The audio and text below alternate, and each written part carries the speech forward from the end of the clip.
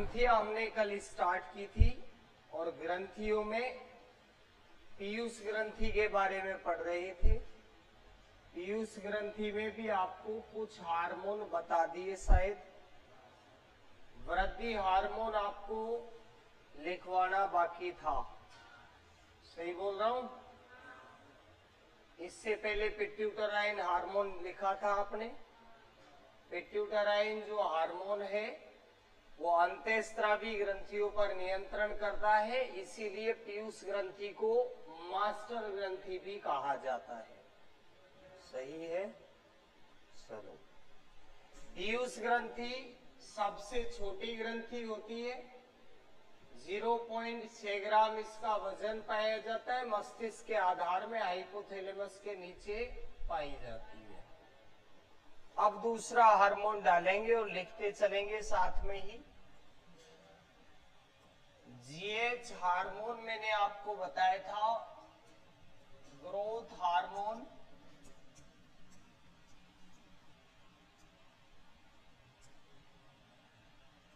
या वृद्धि हार्मोन। नाम क्या होता है इसका? वृद्धि हार्मोन को ही कहा जाता है सिमेटोट्रोपिन।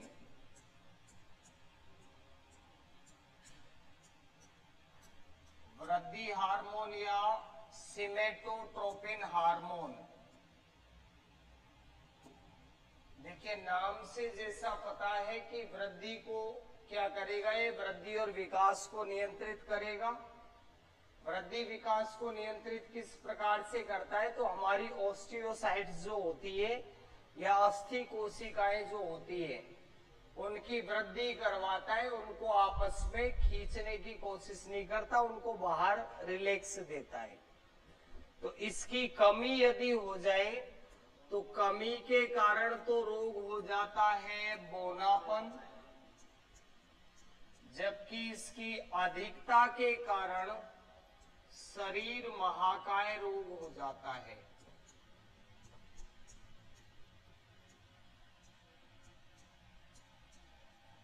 या भीमकाय।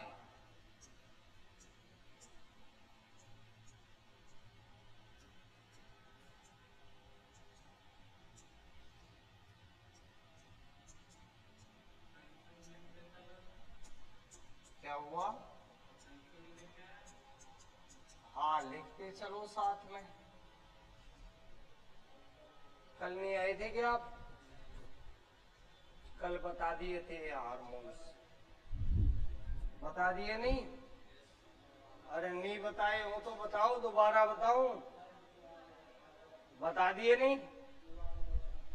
बताते चल रहे नहीं साथ में। अब वृद्धि हार्मोन की जब कमी हो जाएगी तो बौनापन रोग होगा और अधिकता के कारण शरीर महाकाय या भीमकाय रोग हो जाता है।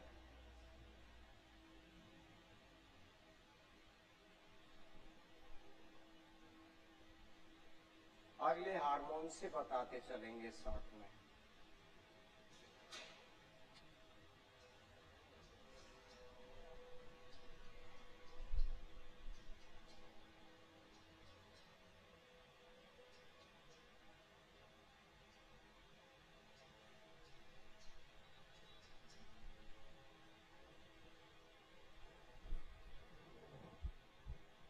पीयूष ग्रंथि के हार्मोन्स में तीसरा हार्मोन डालें,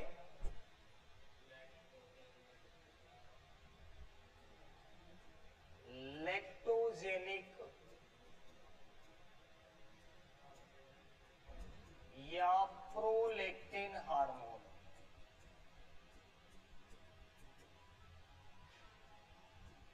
लैक्टोजेनिक या प्रोलैक्टिन हार्मोन।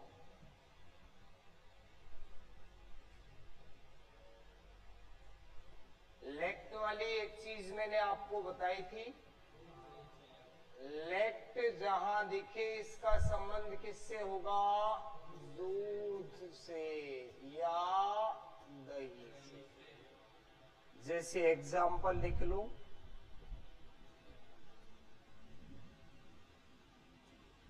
दूध का दही में परिवर्तन कौन करता है बोलो? लैक्टोबैसिलस जीवाणु।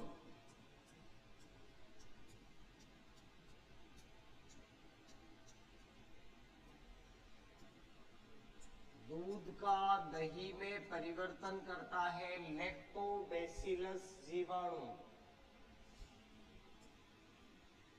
दूध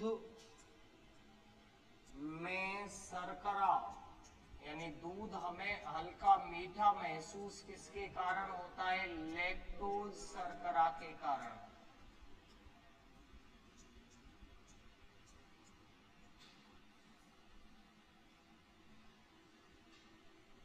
दही खट्टा महसूस होता है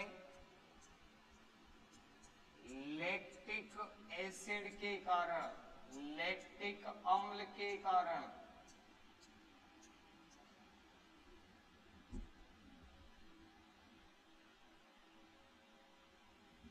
दूध की शुद्धता मापी जाती है लैक्टोमीटर द्वारा।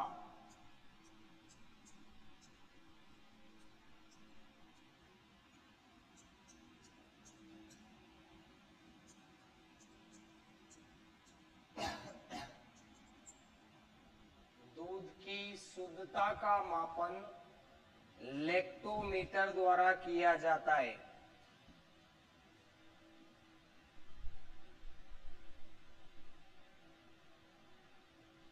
मतलब लेक्ट जहां दिखेगा उसका संबंध किससे होगा? दूध से या दही से।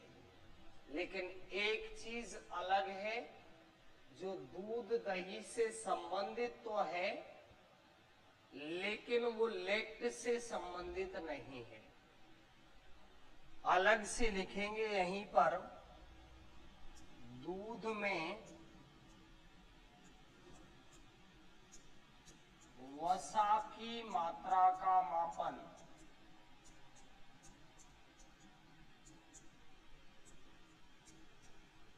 दूध में वसा की मात्रा का मापन किसके द्वारा किया जाता है?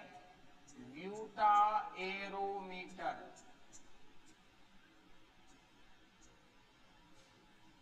ब्यूटा एरोमीटर दूध में वसा की मात्रा का मापन ब्यूटा एरोमीटर द्वारा करते हैं।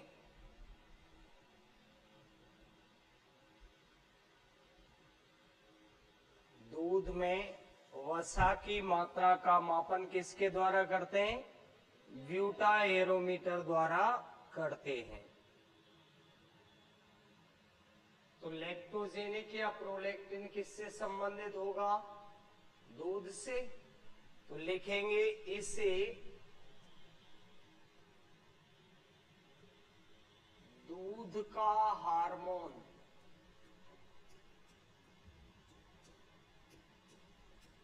Milk hormone.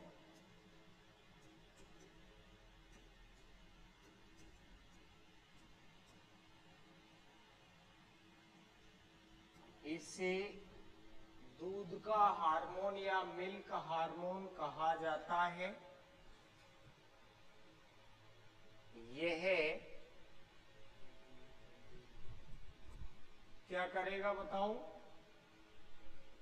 बनाएगा दूध या निष्कासित करेगा?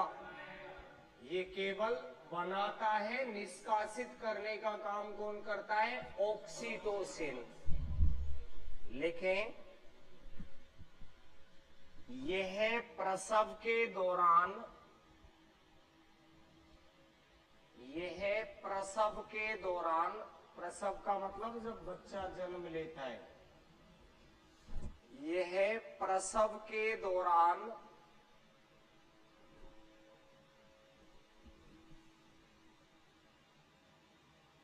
दूध का निर्माण करता है।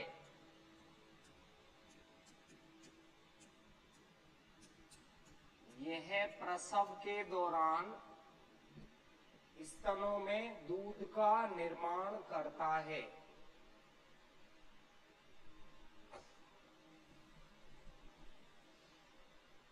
मवेशियों में भी यही करता है, पशु जितने भी हैं उनमें भी दूध निर्माण का काम कौन करेगा? लैक्टोजेनिक या प्रोलैक्टिन। निष्कासित करने का काम कौन करता है? तो अगला हार्मोन डाले ऑक्सीटोसिन।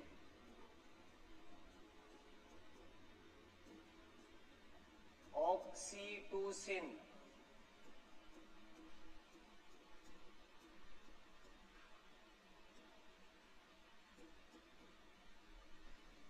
क्या करता है बोलो? दूध से संबंधित काम तो क्या करेगा? दूध का निष्कासन करवाएगा। वो तो केवल बनाता है, बाहर निकालने का काम कौन करता है?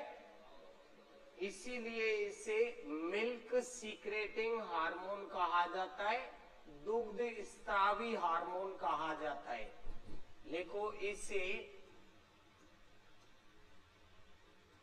दुग्ध स्त्रावी हार्मोन।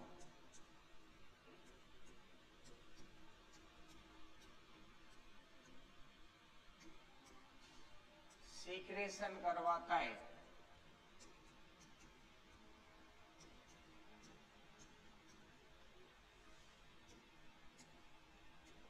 मिल्क सीक्रेटिंग हार्मोन, दुग्ध स्त्रावी हार्मोन।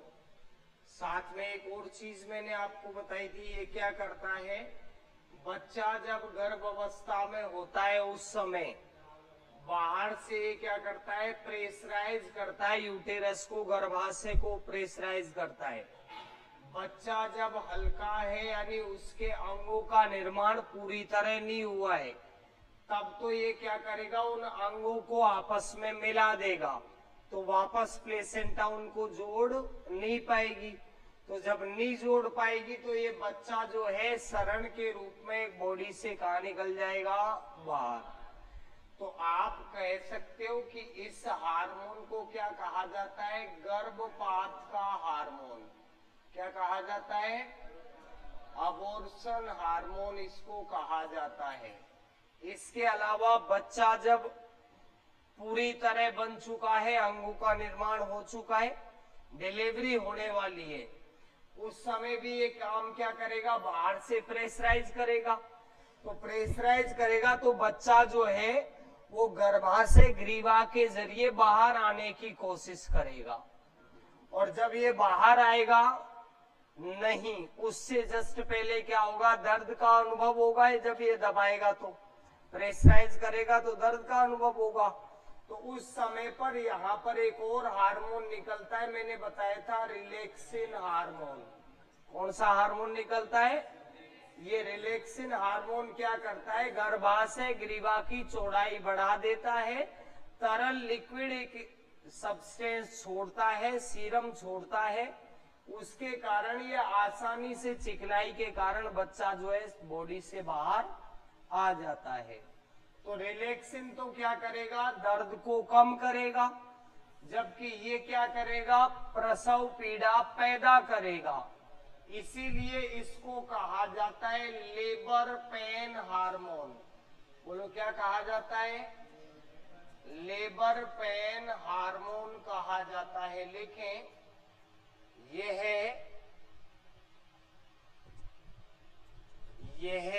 हार्मोन प्रसव पीड़ा का हार्मोन,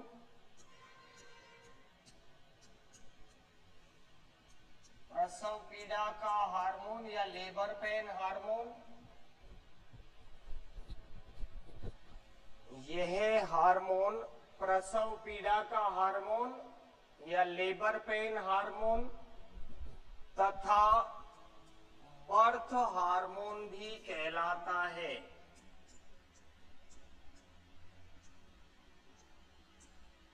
बर्थ हार्मोन क्यों कहा जाता है इसको?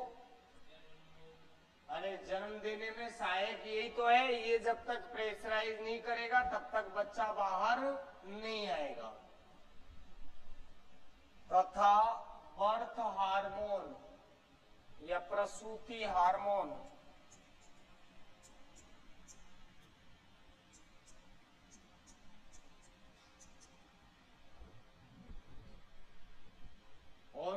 कहा जाता है वो लिख दो। इसे अबॉर्प्शन हार्मोन या गर्भपात का हार्मोन,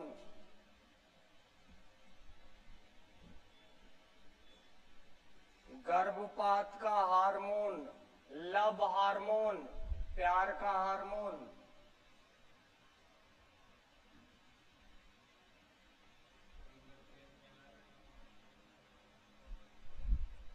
अब वो रीजन बताने लायक। हाँ, लव हार्मोन, प्यार का हार्मोन,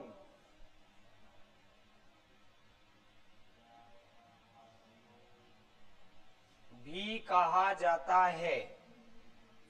ये सारे नाम इसी के हैं। लव हार्मोन कहा जाता है इसी को, प्रसव पीड़ा का हार्मोन कहा जाता है, अबॉर्शन हार्मोन कहा जाता है, प्रसूति हार्मोन या बर्थ हार्मोन कहा जाता है, या इसी को दुग्ध स्त्रावी हार्मोन भी कहा जाता है। नीचे लाइन में लिखें, मवेशियों में दूध निकालने के लिए ऑक्सीटोसिन का इंजेक्शन दिया जाता है। घर पे गाय भैंस जब दूध नहीं देते तो उस समय आप इंजेक्शन लाते हो 7-8 रुपए का, वो लाके लगाते हो, वो ऑक्सीटोसिन वाला ही होता है। उससे क्या है, तुरंत भैंस तैयार हो जाती है, आजा भाई दूध ले जा। पहले तो वो मना कर रही थी, नखरे कर रही थी 4, और अब आगे से बोल रही है आजा भाई लेके जा दूध निकाल के। क्या लिखा, मवेशियों में दूध निकालने के लिए ऑक्सीटोसिन का इंजेक्शन दिया जाता है। देगी नहीं देगी भैंस दूध, फिर बुला के देगी, आजा जल्दी लेके जा।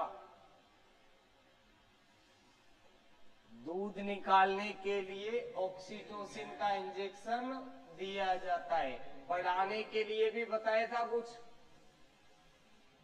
दूध बढ़ाने के लिए कौन सा इंजेक्शन, वो था, वो लिखो वो। मवेशियों में दूध की मात्रा बढ़ाने के लिए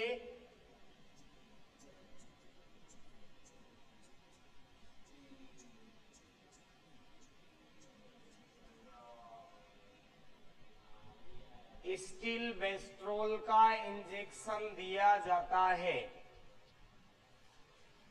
मवेशियों में दूध की मात्रा बढ़ाने के लिए स्टिलबेस्ट्रोल का इंजेक्शन दिया जाता है।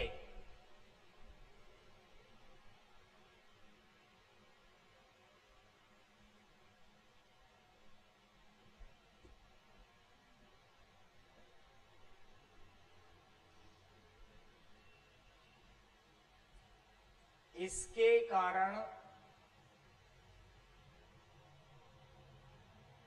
मवेशियों में दूध की मात्रा बढ़ाने के लिए स्टिलबेस्ट्रोल का इंजेक्शन दिया जाता है। इसके कारण दुग्ध ग्रंथि, दूध की ग्रंथि, इसके कारण दुग्ध ग्रंथि संकुचित हो जाती हैं।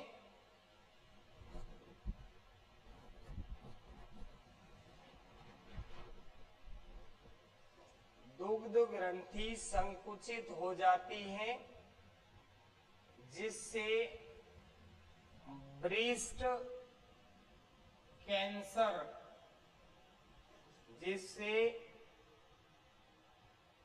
स्तन कैंसर,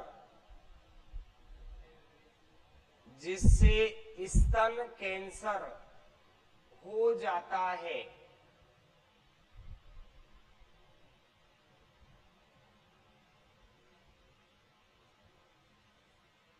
ज्यादा मात्रा में यदि इस इंजेक्शन का उपयोग किया जाए तो दुग्ध ग्रंथियां जो हैं उनसे पूरा दूध निकल आएगा, संकुचित करके पूरा दूध निकाल लिया जाएगा, तो उनमें कोशिकाओं का गुच्छा बन जाएगा, जाल बन जाएगा, जिसके कारण उनमें स्तन कैंसर होने की संभावना होती है। क्लियर है इतनी बात? लिख चुके हो? अगला हार्मोन लिखें,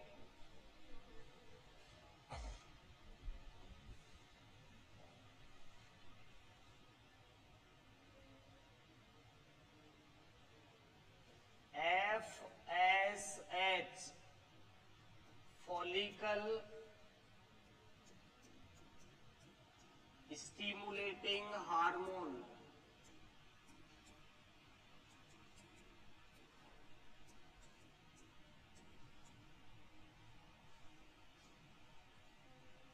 या पुट्टिका प्रेरक हार्मोन।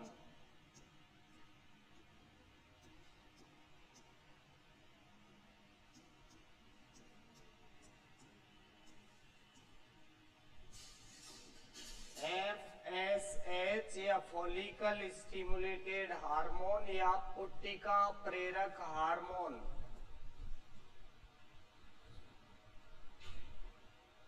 क्या करता है बताओ मुझे, काम याद दिलाओ कुछ, क्या था काम इसका?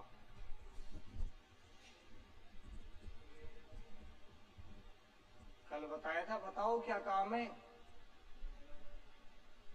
क्या करेगा?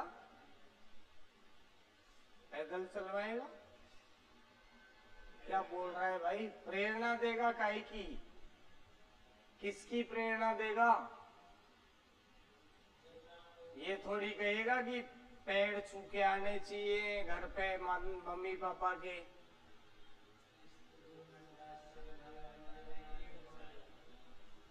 हाँ बताओ।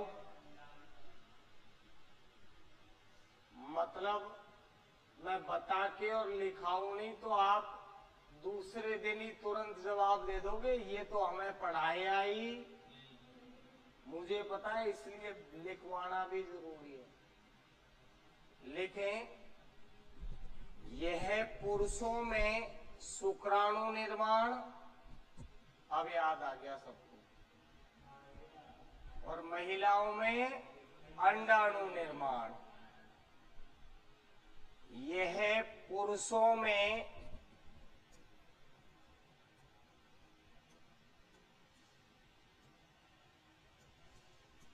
शुक्राणु निर्माण तथा महिलाओं में अंडाणु निर्माण की प्रेरणा देता है या अंडाणु निर्माण को प्रेरित करता है। मेल में स्पर्म तथा फीमेल में ओवम फॉर्मेशन को प्रेरित करता है। पुरुषों में शुक्राणु निर्माण तथा महिलाओं में अंडाणु निर्माण को प्रेरित करता है। लिख दिया? शुक्राणु अंडाणु बन गए? बन गए क्या? नहीं बने अभी, कहाँ बन गए? अभी बनाने वाला तो आएगा। कौन आएगा बताओ? इसके बाद में बताया था, इसके आधार पर काम कौन करता है? LH hormone. तो अगला डालो ल्यूटिनाइजिंग हार्मोन।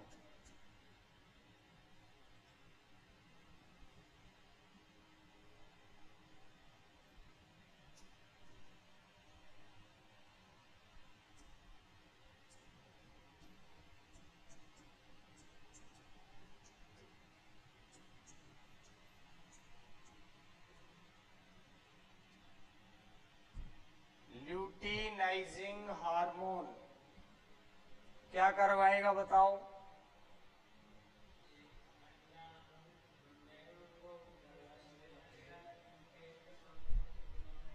हाँ, टेस्टोस्टेरोन को बोलेगा कि अभी शुक्राणु का निर्माण करना है, और एस्ट्रोजन और प्रोजेस्टेरोन को बोलेगा कि अंडाणु निर्माण करना है। और साथ में अंडाणु निर्माण के साथ अंडोत्सर्ग की क्रिया करवाएगा, ओवेल्यूशन करवाएगा, जिससे जो परिपक्व अंडाणु है वो तो बाहर आएंगे अंडाशय से, और जो नष्ट अंडाणु है वो बॉडी से बाहर निकल जाएंगे। कौन से दिन ओवेल्यूशन की क्रिया होगी? मेंस्ट्रुअल साइकिल के 14वें दिन।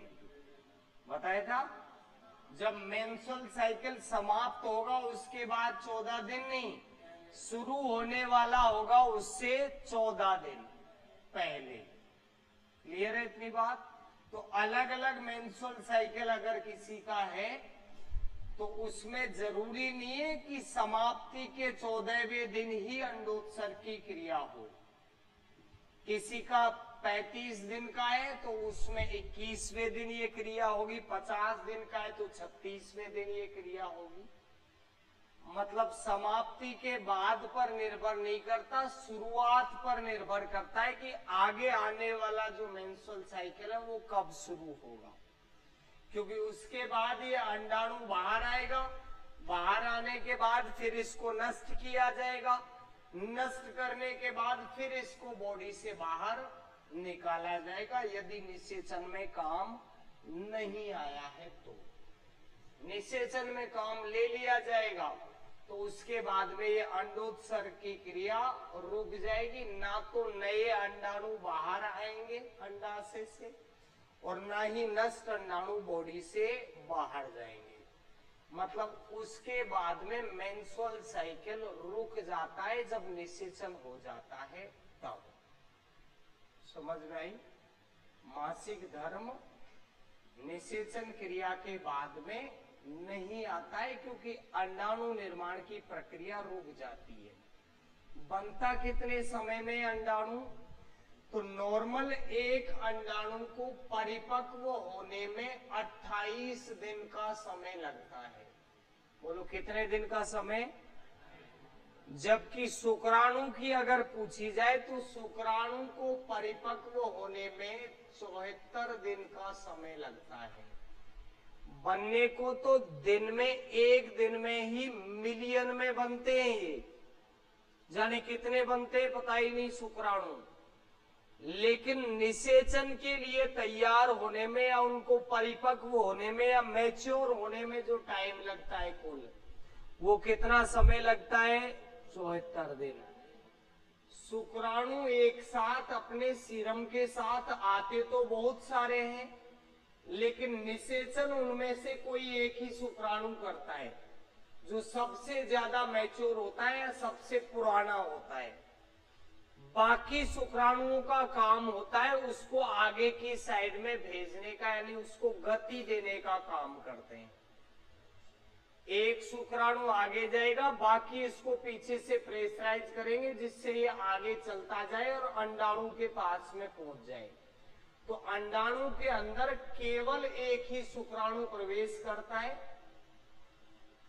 तब एक अंडाणु में एक शुक्राणु प्रवेश किया तो बच्चा भी एक होता है। लेकिन बाई चांस ये होता है कि महिलाओं में अंडाणु की संख्या एक से ज्यादा आ जाए, 2 अंडाणु एक साथ उत्सर्जित हुए तो शुक्राणु तो अपने बहुत सारे जा रहे हैं, उनमें से फिर 2 शुक्राणु क्या करेंगे? आगे चलेंगे और 2 शुक्राणु दोनों अंडाणुओं के साथ में क्रिया करेंगे। निषेचन फर्टिलाइजेशन उनमें होगा तो 2 बच्चे पैदा होंगे, तभी जुड़वा बच्चे पैदा होते हैं। मैक्सिमम संख्या में 8 अंडाणु एक अंडाशय से निकलते हैं। अंडाशय होते हैं नॉर्मली 2, तो एक अंडाशय से 8 निकलते, दूसरे से भी 8 निकलेंगे।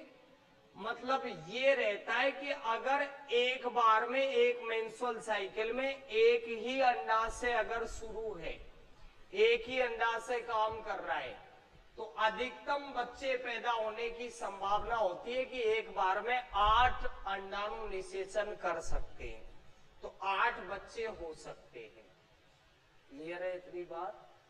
एक अंडाणु निषेचन केवल एक ही शुक्राणु के साथ करेगा, लेकिन शुक्राणुओं की संख्या जो होगी वो तो मिलियन में होगी। 2 से 3 मिलियन शुक्राणु पाए जाते हैं 1 ml सीमन के अंदर। लेकिन अंडाणु की संख्या जो होती है वो एक ही होती है, नहीं 28 दिन में एक ही अंडाणु केवल बॉडी में बाहर निकलता है। तो आप कहेंगे कि फिर ये जीवित कितने समय रहेंगे? अंडाणु तो जीवित रहता है बाहर आने के बाद केवल 2 दिन, यानी 48 घंटे। बोलो कितने घंटे? कहां आएगा ये बाहर? तो यहां से ये अंडाशय से निकल के आता है फैलोपियन ट्यूब में, डिंब वाहिनी या अंडवाहिनी के अंदर आता है, और फैलोपियन ट्यूब के अंदर ये जाते हैं शुक्राणु, वहां पर इनके निषेचन की क्रिया होती है। तो आपको पूछा जाए निषेचन कहां पर होता है, तो आप कहोगे डिंब वाहिनी या अंडवाहिनी या फैलोपियन ट्यूब के अंदर होता है। बच्चा जो है वो कहां ठहरता है? तो निषेचन के तुरंत बाद में, जब सक्रिय निषेचन हो जाता है तो इनको भेज दिया जाता है गर्भाशय में। लेकिन कई बार ऐसा होता है कि महिलाओं में गर्भाशय कुछ में छोटा होता है, उस कंडीशन में इनको गर्भाशय में नहीं भेजकर अन्य स्थानों पर, जैसे या तो फैलोपियन ट्यूब में ही रखा जाता है या फिर इनके अंडाशय में भेज दिया जाता है। तो जब ये प्रेगनेंसी यूटेरस के अलावा कहीं भी हो, चाहे डिंब वाहिनी में हो, चाहे फैलोपियन ट्यूब में हो, चाहे आपके अंडाशय में हो, वहां पर होने की कंडीशन को कहा जाता है एक्टोमिक प्रेगनेंसी। क्या कहा जाता है? एक्टोमिक प्रेगनेंसी।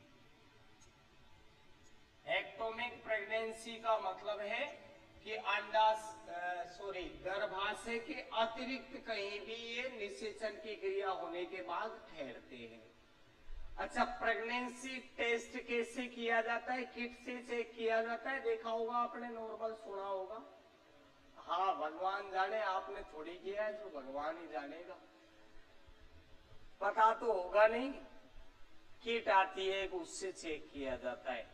उसमें चेक की करने के लिए क्या चेक किया जाता है उसमें, ये पता है क्या? क्या चेक करते हैं बताओ? क्या करते हैं? HCG हार्मोन का पता लगाया जाता है। बोलो कौन सा? अरे दोबारा बोलो।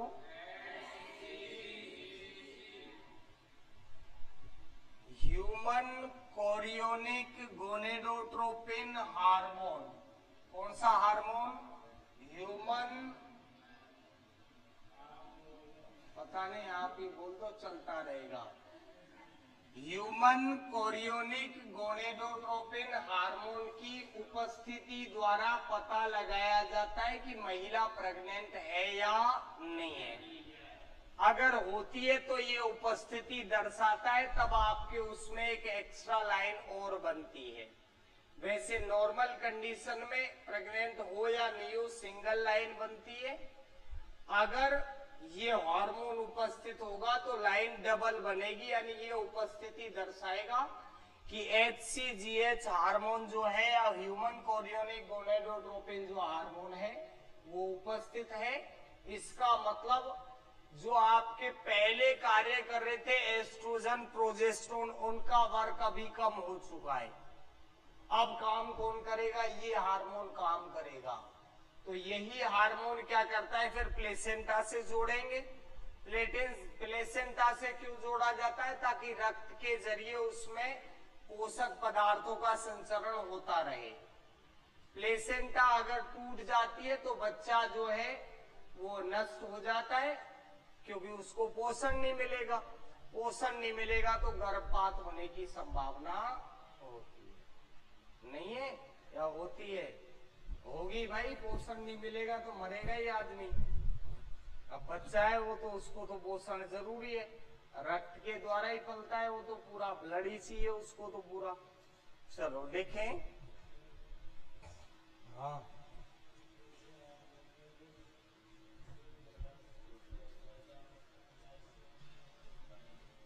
हाँ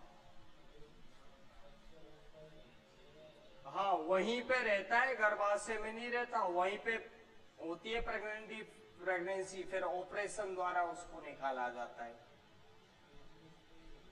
हाँ, उसमें स्पेस बनता है, होता नहीं है, बनता है स्पेस। प्लेसेंटा जब उसको कनेक्ट नहीं कर पाती है तब, प्लेसेंटा पोषण नहीं दे पा रही है, तो वहां पे भेजा ही नहीं जाएगा, उसको भेजा ही दूसरी जगह जाएगा, फिर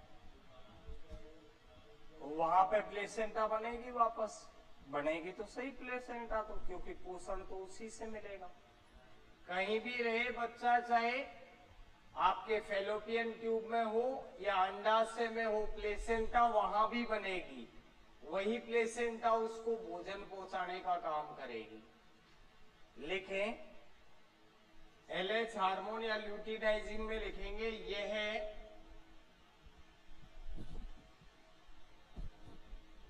पुरुषों में टेस्टोस्टेरोन द्वारा, टेस्टोस्टेरोन का अन्य नाम क्या है? टेस्टोस्टेरोन हार्मोन को और क्या कहा जाता है? कल बताया था मैंने, एंड्रोजन भी कहा जाता है। क्या कहा जाता है? एंड्रोजन। यह पुरुषों में टेस्टोस्टेरोन द्वारा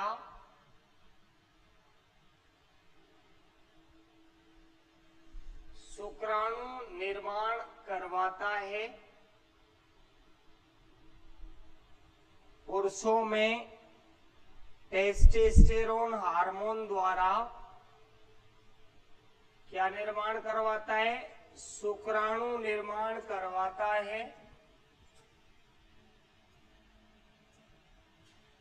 तथा महिलाओं में एस्ट्रोजन व प्रोजेस्टेरोन हार्मोन, लिखूं क्या? लिख दो। महिलाओं में एस्ट्रोजन तथा प्रोजेस्टेरोन हार्मोन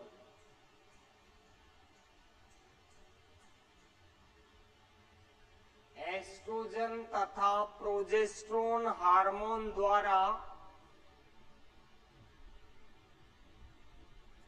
अंडाणु निर्माण करवाता है, तथा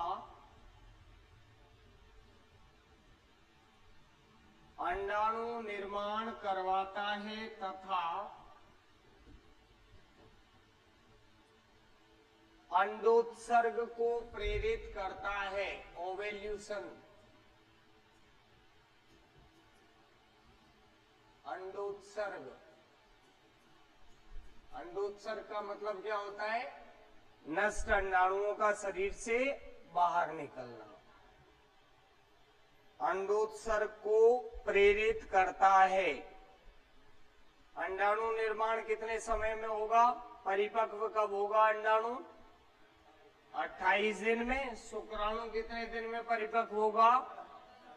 जबकि निषेचन के दौरान अंडाणु तो सक्रिय कितने घंटे रहेगा? 48 घंटे, का मतलब 2 दिन। और शुक्राणु जो है निषेचन के दौरान 3 दिन या 72 घंटे तक सक्रिय रहता है।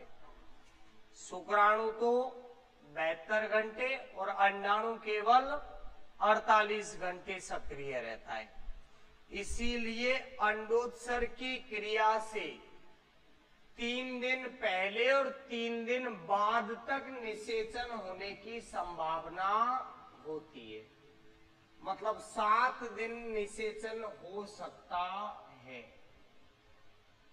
ऐसा नहीं कि निषेचन में 7 दिन लगे, ऐसा होता है कि जैसे अंडोत्सर्ग हुआ आज फिजिकल रिलेशन नहीं हुआ, मतलब शुक्राणु वहां तक नहीं पहुंचा, तो वो अंडाणु जो है वो 2 दिन तक तो सक्रिय रहेगा। कल भी नहीं हुआ, परसों हुआ, तो परसों तक वो वेट करेगा शुक्राणु का। अगर शुक्राणु मिल गया तब तो उनमें निषेचन क्रिया हो जाएगी। अगर नहीं मिला तो वो अंडाणु नष्ट हो जाएगा और उस नष्ट अंडाणु को फिर एंडोमेट्रियम की परत जब टूटेगी, यानी मेंस्ट्रुअल साइकिल जब आएगा, मासिक धर्म जब आएगा, उसके साथ में बाहर निकाल दिया जाएगा। पहले कैसे होगा?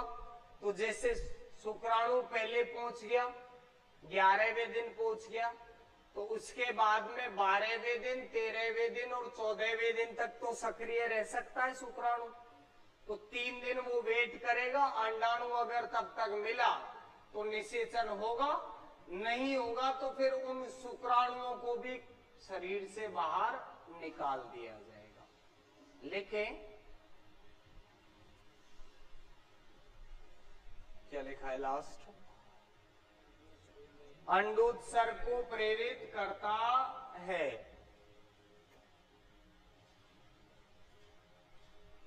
मेंस्ट्रुअल साइकिल लिखें।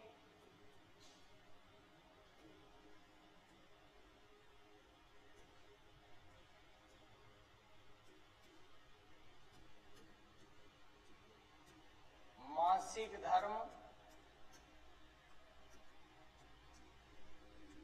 या रजु धर्म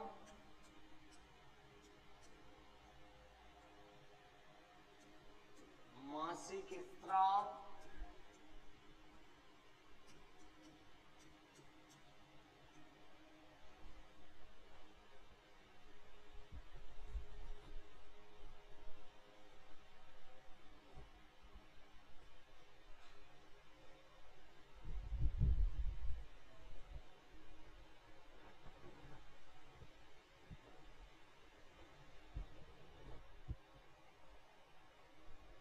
कितने दिन में होगा?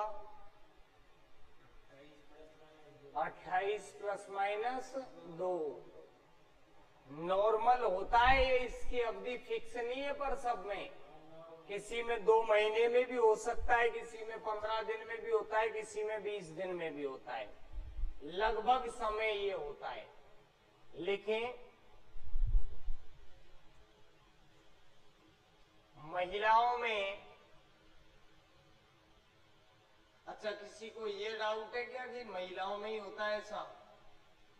पुरुषों में भी होता है। जिनको ये रीजन समझ में नहीं आए आप में कि कब होता है, वो रीजन मैं बाहर समझा दूंगा, मेरे से पूछ लेना। पुरुषों में, महिलाओं में, दोनों में ही होता है। महिलाओं में ये होता है कि रक्तस्राव जब होता है उसके साथ में अंडाणु निकाले जाते। पुरुषों में रक्तस्राव नहीं होता, लेकिन शुक्राणु बाहर जरूर निकलते हैं। वो कब निकलते हैं वो मेरे से पूछ लेना, मैं बताऊंगा। लिखें, महिलाओं में प्रत्येक 28 प्लस माइनस 2, 28 प्लस 2 मतलब 30 दिन तक और माइनस 2 मतलब 26 दिन, 26 से 30 दिन की अवधि। महिलाओं में 28 प्लस माइनस 2 दिन बाद रक्त के साथ नष्ट अंडाणुओं से, महिलाओं में प्रत्येक 28 प्लस माइनस 2 दिन बाद रक्त के साथ नष्ट अंडाणुओं का शरीर से बाहर निकलना। महिलाओं में प्रत्येक 28 प्लस माइनस 2 दिन बाद रक्त के साथ नष्ट अंडाणुओं का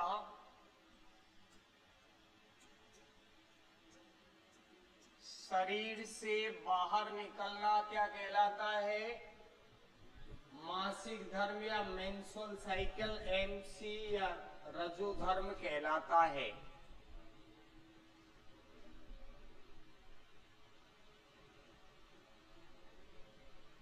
लिख दिया? छापना ही तो है अपने को, क्या करना है, पढ़ना वढ़ना तो है नहीं।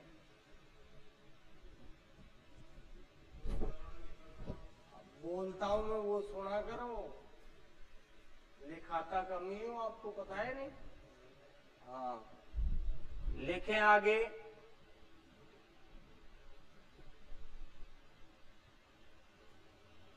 महिलाओं में रक्तस्राव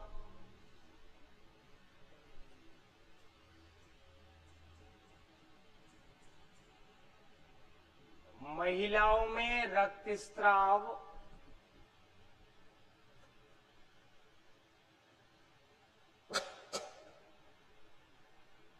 गर्भाशय यूटेरस की आंतरिक परत एंडोमेट्रियम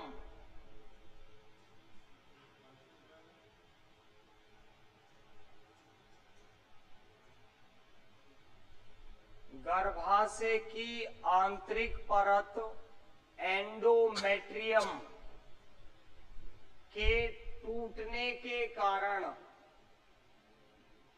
होता है।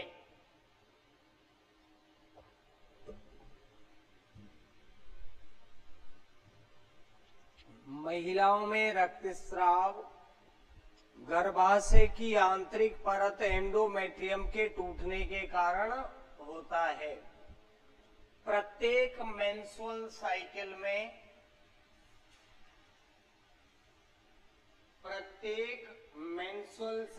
में अरे ये लिखा तो है, मेंस्ट्रुअल साइकिल ही तो पढ़ रहे हैं, और क्या पढ़ रहे हैं, ऐसे देख रहा है, पता नहीं क्या लिखा दिया। प्रत्येक मेंस्ट्रुअल साइकिल में एंडोमेट्रियम का 2/3 भाग, यह लगभग 67% भाग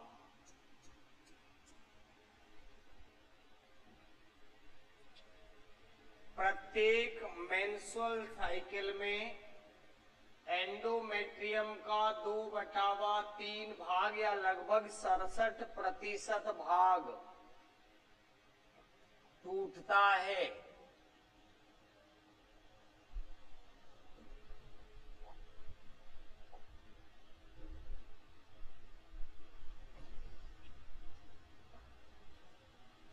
टूटता है, लिख चुके हो। हार्मोन में इतना ही काफी है। जब आपको रिप्रोडक्शन पढ़ाएंगे उस टाइम पे मेंस्ट्रुअल साइकिल वापस वहां पे आएगा। बर्थ कंट्रोल मेथड हम पढ़ते हैं, जनसंख्या नियंत्रण की विधियां, जनसंख्या रोकथाम, उनमें फिर बताया जाएगा कब कब किसका उपयोग करना है, क्या करना है, जिससे रोकथाम हो सके, बच्चे पैदा नहीं हो। अगला हार्मोन लिखें,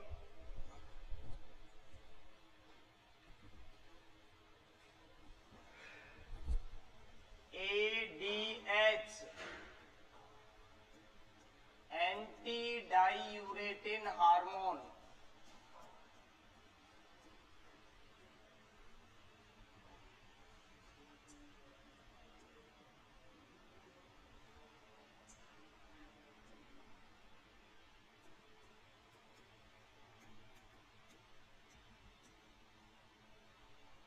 एंटी डाइयूरेटिन हार्मोन, इसी को क्या नाम दिया जाता है, वेसोप्रेसिन।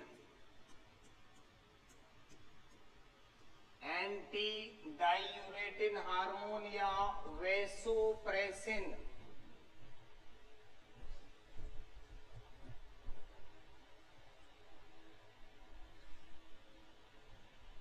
एंटी डाइयूरेटिन हार्मोन या एडीएच हार्मोन या वेसोप्रेसिन। सीधे बैठो, ऐसे क्या बैठे हो, 3-4 घंटे में ही।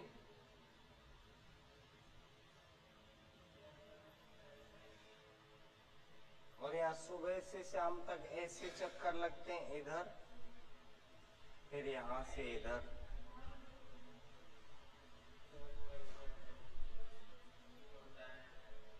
क्या है, तो क्यों पहन के आया टाइट? लोअर पहने आता,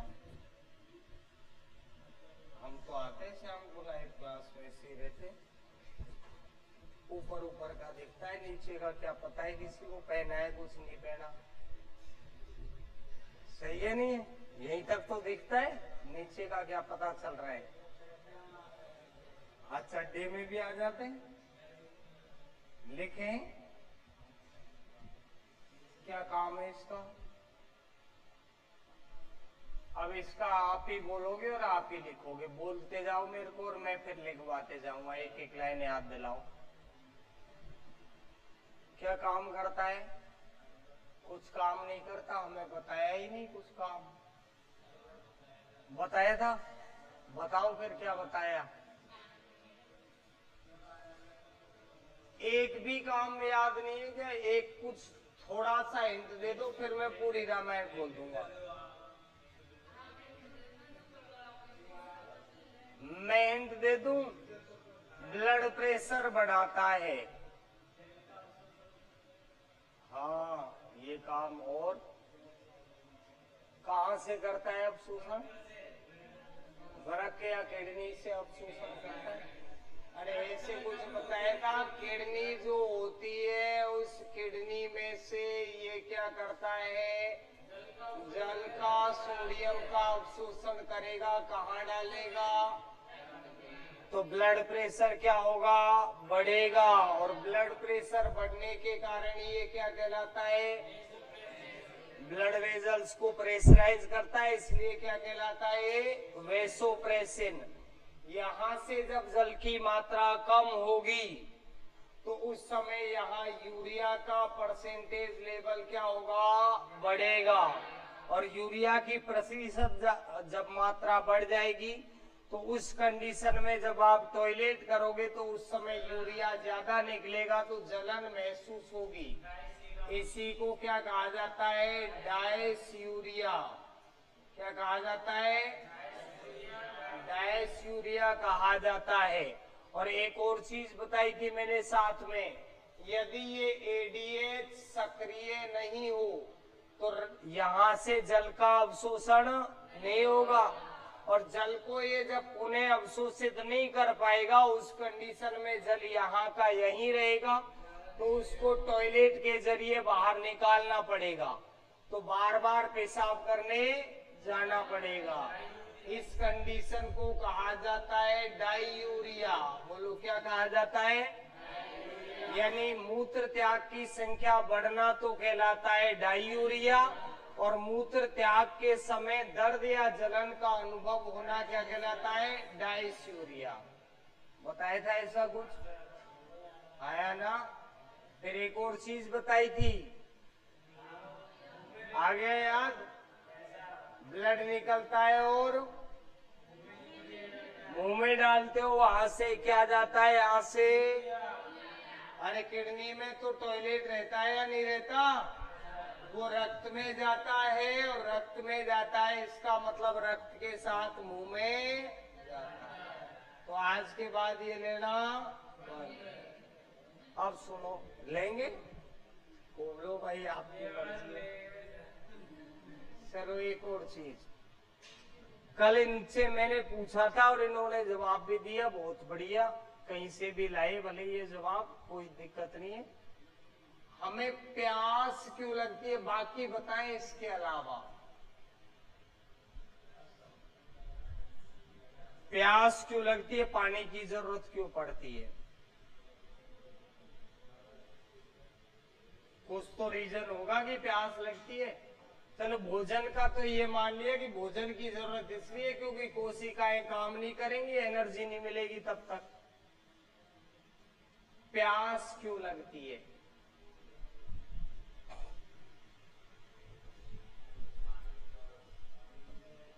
पानी से भी एनर्जी मिलती है, पानी पी लिया कर, फिर खाने की जरूरत ही नहीं है।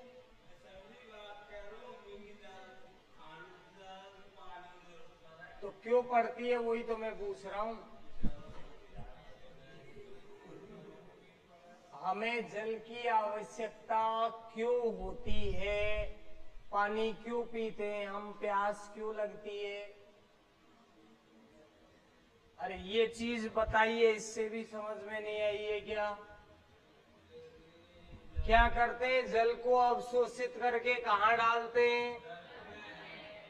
तो रक्त में डाल रहे, कुछ तो रीजन होगा रक्त में डालने का, वैसे ही थोड़ी डाल रहे, जबरदस्ती प्रेशराइज कर रहे हैं उसको। रक्त का जब दाब कम होने लगता है तो उस दाब को संतुलित करने के लिए, बराबर बनाए रखने के लिए, साल्ट निश्चित करने के लिए वापस इसमें जल डालना पड़ता है। मतलब रक्त का परासरण दाब कम होने की वजह से हमें प्यास लगती है। किसकी वजह से? रक्त का परासरण दाब कम होने से। अच्छा, इसी में साल्ट की मात्रा कैसे दी जाती है? तो यहां से जब ये जल जाता है, साथ में इसके सोडियम भी जाता है। क्या जाता है?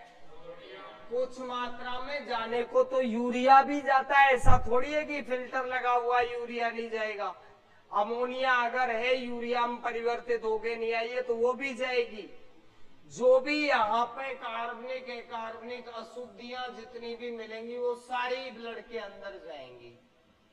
तो एक तो साल्ट निश्चित किया जाता है या सोडियम की मात्रा बराबर की जाती है, साथ में जल द्वारा ये ब्लड जो है इसका प्रेशर बढ़ा दिया जाता है। तो रक्त दाब जब कम होगा तब हमें प्यास लगेगी, ताकि ब्लड प्रेशर को मेंटेन रखा जा सके। कितना होता है blood pressure? Normal blood pressure 120/80 mm of Hg। 120/80 mm of blood में बता देंगे, वो टेंशन मतलब बताऊंगा तो सब में, पर मैं तो ये जानना चाहता हूँ आपको कितना आता है। सबसे ज्यादा हाई कितना होता है? कितना भी हो सकता है, एंड 240 के बाद। हाँ, हार्ट जो है संकुचित होना, शिथिलित होना बंद कर देता है 240 के बाद। हाँ? चलो लिखें, वैसोप्रेसिन या एडीएच में लिखें, यह है किडनी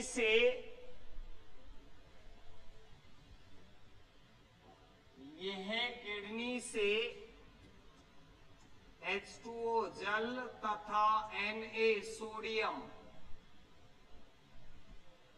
किडनी से जल तथा सोडियम का पुनः अवशोषण करवाता है। अब ये पुनः अवशोषण क्यों लिखा? क्योंकि पहले अवशोषण तो बड़ी आंत में हो चुका होता है, दोबारा करवाता है अवशोषण। यह किडनी से जल तथा सोडियम का पुनः अवशोषण करवाता है।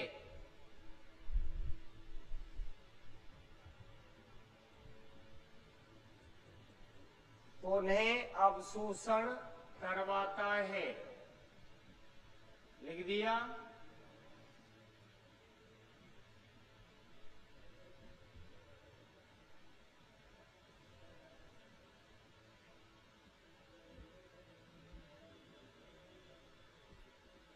एडीएच की कमी के कारण, एडीएच की कमी के कारण क्या होगा बोलो? एडीएच की कमी से क्या इफेक्ट होगा? ये जल का अवशोषण नहीं होगा, और जल का अवशोषण जब नहीं होगा तो ये जल जो है वो पूरा टॉयलेट के जरिए जाएगा, टॉयलेट के जरिए जाएगा मतलब मूत्र त्याग की संख्या बढ़ेगी। एडीएच की कमी के कारण मूत्र त्याग की संख्या बढ़ना, डायूरिया,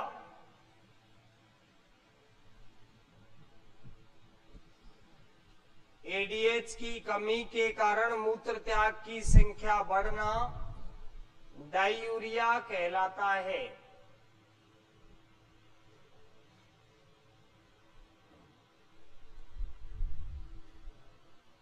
कमी के कारण मूत्र त्याग की संख्या बढ़ना क्या कहलाता है? डायूरिया।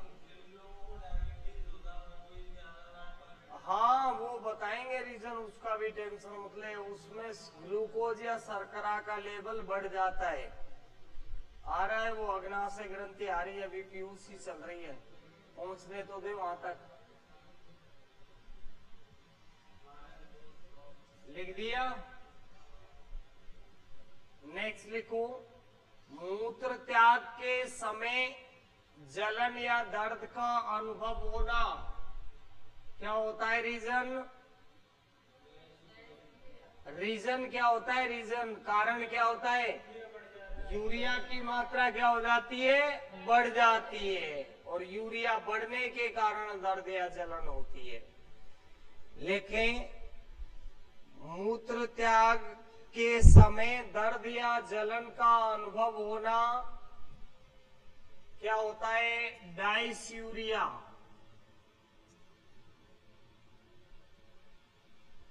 डायस्यूरिया।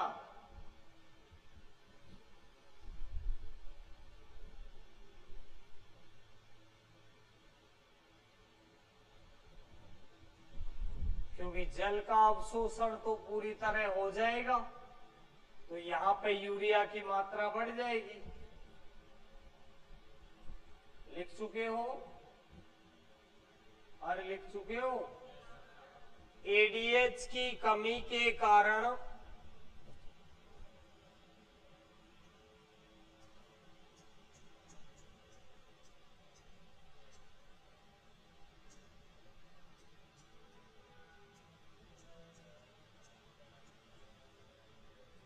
इंसिपेडस डायबिटीज, इंसिपेडस डायबिटीज या डायबिट्स, हिंदी में इसको कहते हैं उदकमेह।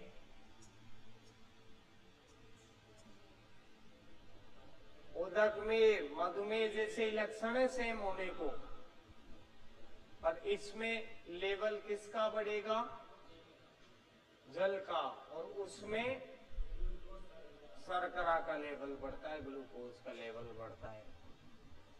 इंसिपेडस डायबिटीज या उदकमेह रोग हो जाता है जिसमें क्या होगा? बार बार प्यास लगेगी, बार बार पेशाब आएगा। जितना पानी पियोगे उतना ही पेशाब आएगा।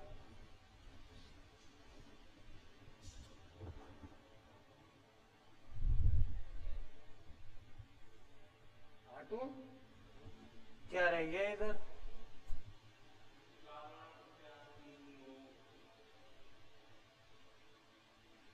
खत्म है कहानी? फिर कुछ बचा नहीं है? हाँ, तो खत्म है कहानी।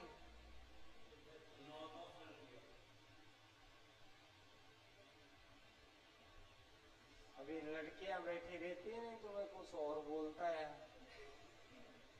और ऐसा कुछ बोलता कि दोबारा ऐसी बात करता ही नहीं।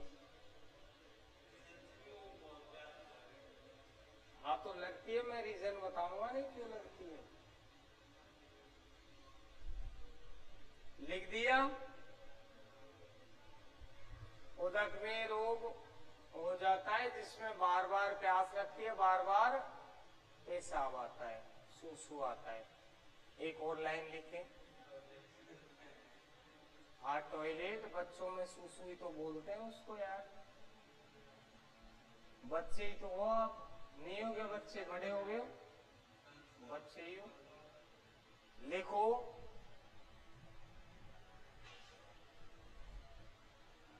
चाय, कॉफी, अल्कोहल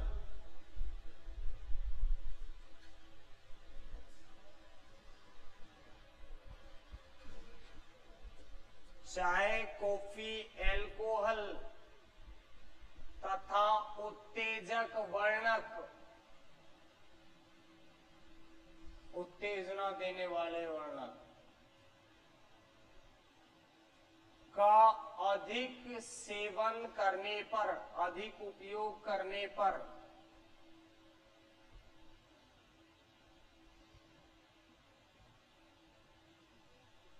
क्या होगा बताओ।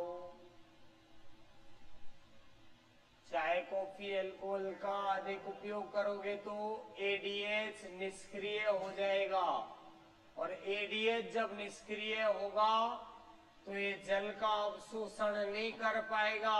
जल का अवशोषण नहीं कर पाएगा तो जल जो है वो मूत्र के जरिए जाएगा, मतलब मूत्र त्याग की संख्या बढ़ जाएगी, और मूत्र त्याग बढ़ना ही क्या कहलाता है, उदक में। लेकिन चाय कॉफी एल्कोहल तथा उत्तेजक वर्णक का अधिक उपयोग करने पर बार बार पेशाब आता है, मतलब एडीएच निष्क्रिय हो जाता है।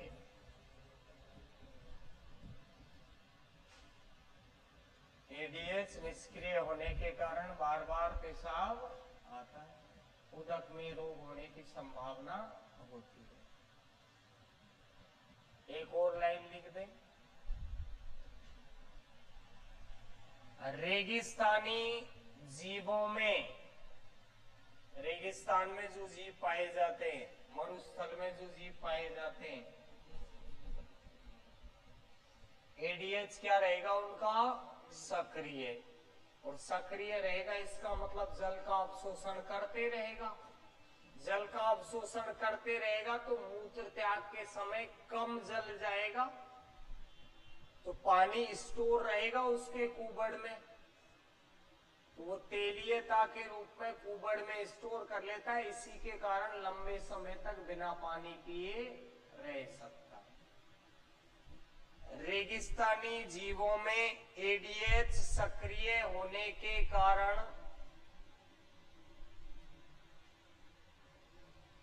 एडीएच सक्रिय होने के कारण